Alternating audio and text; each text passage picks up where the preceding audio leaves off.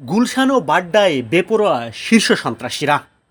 রাজধানীর মোহাম্মদপুরের পর এবার গুলশান বাড্ডায় বেপরোয়া শীর্ষ সন্ত্রাসীরা। চাঁদা না পেয়ে প্রকাশ্যে গুলি, মারধর করে টাকা লুট, এমনকি যৌথ বাহিনীর পরিচয়ে দুর্ধর্ষ ডাকাতির ঘটনা ঘটেছে। এমন ঘটনায় আতঙ্কিত স্থানীয়রা।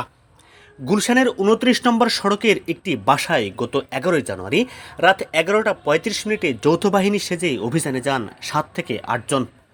২৫ মিনিটে বাসার সব কিছু লুট করে পালিয়ে যায় তারা।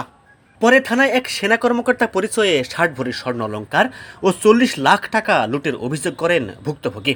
ডাকাতির বিষয়ে জানতে সেই বাসায় গেলে গণমাধ্যমের সঙ্গে কেউ কথা বলতে রাজি হননি।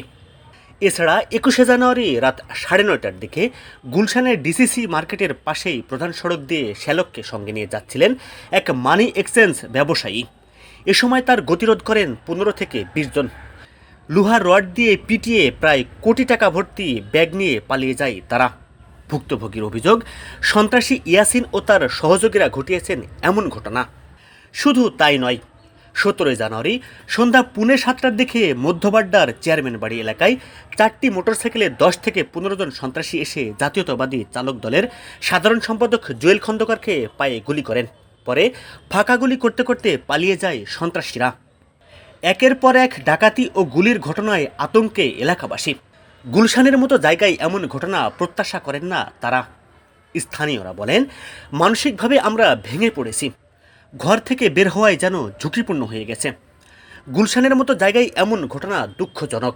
গুলশানের দুটি দুর্ধর্ষ ডাকাতির ঘটনায় ১২ জনকে গ্রেপ্তার করলেও তেমন কিছুই উদ্ধার করতে পারেনি পুলিশ।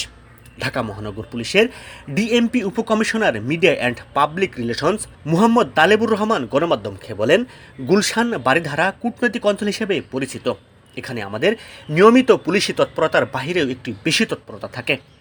অপরাধের সঙ্গে জড়িতরা আইনের আওতায় আসবে। অপরাধ বিশ্লেষকরা বলছেন, গুলশানের কূটনৈতিক পাড়ায় নিরাপত্তা দেশের ভাবমূর্তি বহন করে।